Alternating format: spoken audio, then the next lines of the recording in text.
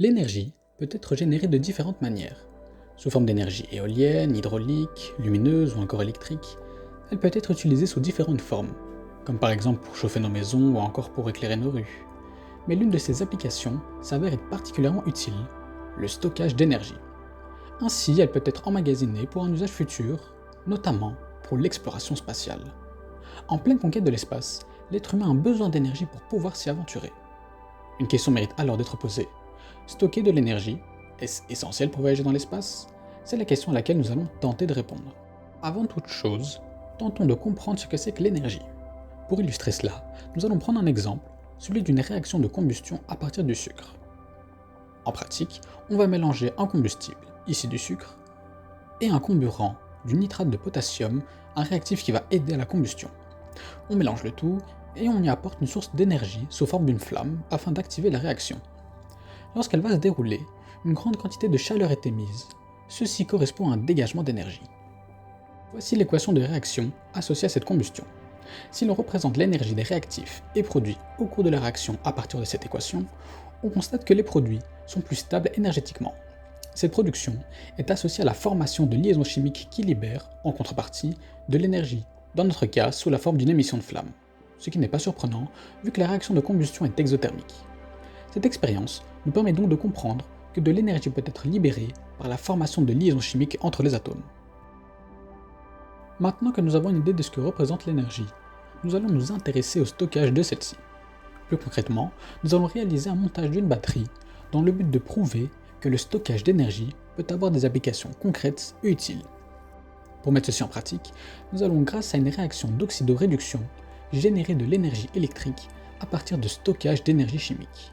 Pour mettre cette énergie électrique en évidence, nous allons l'utiliser dans le but de faire avancer un petit prototype motorisé. Pour décrire le montage, procédons étape par étape. Dans un premier temps, il faut préparer une solution aqueuse dans laquelle va baigner notre batterie. Cette solution va contenir de l'hydroxyde de sodium et de l'hypochlorite de sodium, réactifs nécessaires à la réaction qui va permettre de faire avancer la voiture, et du silicate de sodium et du chlorure de sodium qui, une fois introduits dans la solution, vont se dissocier pour former des espèces chargées et permettre ainsi de faciliter la mobilité des charges dans la batterie.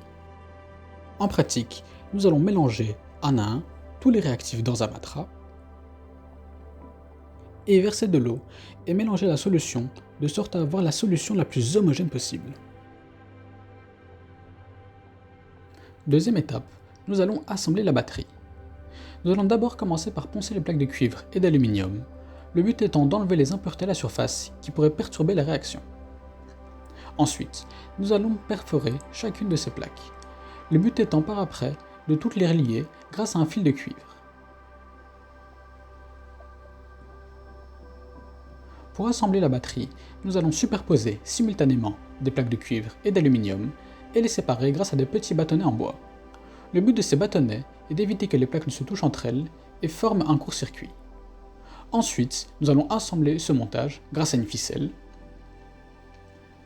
et l'introduire dans un récipient et y verser la solution aqueuse préparée au préalable. Avant de réaliser le montage final, tentons de comprendre par quels moyens la voiture va pouvoir se déplacer. Pour cela, on va s'intéresser à ce qui se passe entre les plaques. Notre plaque de cuivre correspond ici à la borne positive de la batterie, où à la surface de celle-ci va avoir lieu une réaction dite de réduction, c'est-à-dire une réaction où des oxydants vont capter des électrons. Selon le même principe, la plaque d'aluminium va constituer notre borne négative, où à la surface de celle-ci va avoir lieu une réaction dite d'oxydation, où des réducteurs vont donner des électrons. Si l'on fait le bilan de ces deux réactions, on obtient une réaction globale dite redox, qui traduit ici un transfert d'électrons. Transfert qui va se faire de la borne négative vers la borne positive en passant par un fil de cuivre. On génère ainsi de l'énergie électrique qui va permettre de faire avancer notre voiture. Pour assembler notre prototype final, il ne reste plus qu'à assembler notre batterie à notre voiture, les connecter par des fils électriques, et elle peut démarrer.